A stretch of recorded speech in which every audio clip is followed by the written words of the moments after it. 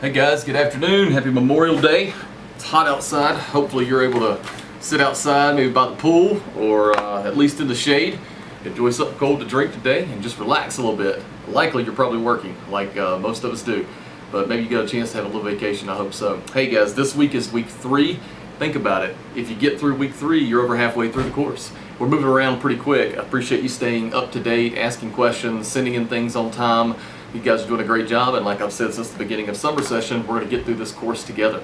Hey, in week 3, we have 2 big topics. The first one that we are going to cover comes out of your text. I'm asking you to read one chapter, and it's the chapter on church-state issues. There's a lot of information in this week's PowerPoint about how schools play a pivotal role in interpreting issues related to church and state. Really, this goes back towards the Founding Fathers' desire to have church and government separated from one another. Thomas Jefferson calls it a wall of separation. And so in order to do that, they didn't want to have government entangled in church issues, and they didn't want to have church telling government how to do things. So they established 2 clauses that are in the U.S. Constitution. One is called the Establishment Clause. It basically says that government cannot establish a religion. The other one is called the Free Exercise Clause, and that means that individuals have the freedom to exercise whatever religion they like. So those things can become entangled, especially in schools, when you're thinking about issues related to something simple like student expression through t-shirts from a variety of religious beliefs that they may hold. A staff member's desire to wear a religious symbol on his or her chest or neck or also on a shirt. Holding a student activity at a local church.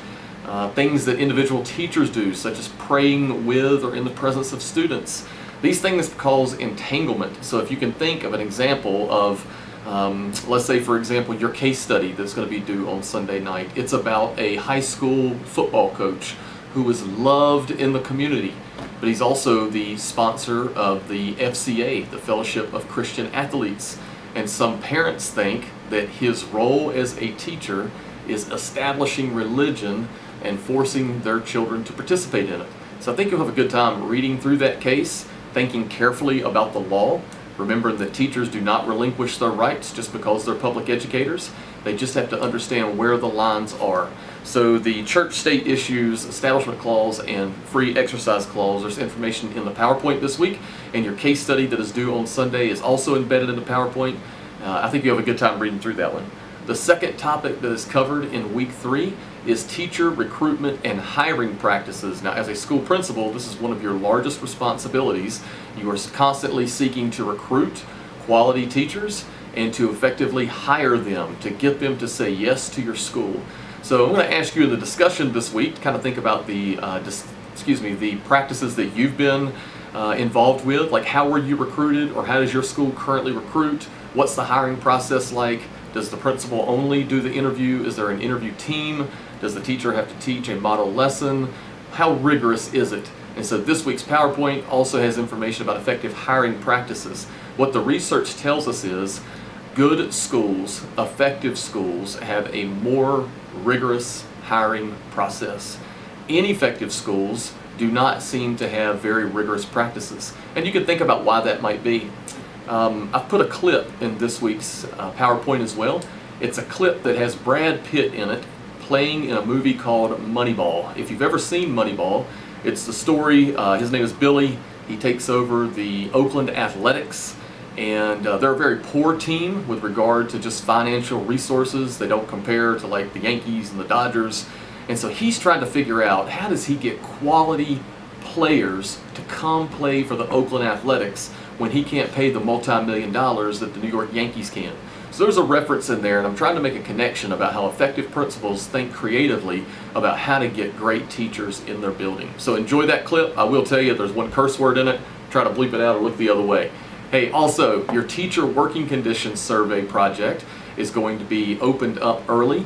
It's not due until 2 weeks, but I thought you might want to go ahead and have a look at it. So there's specific directions in the PowerPoint this week.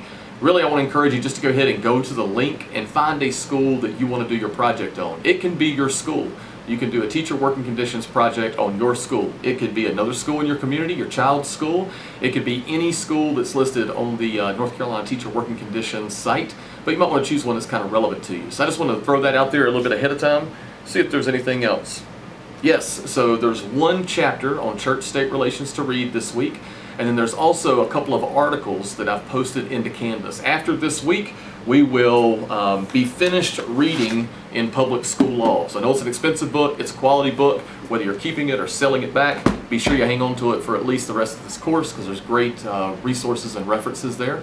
But then moving now from the law piece after church-state into hiring practices, and then we'll do evaluation, and we'll be sure that we're inducting and growing our teachers.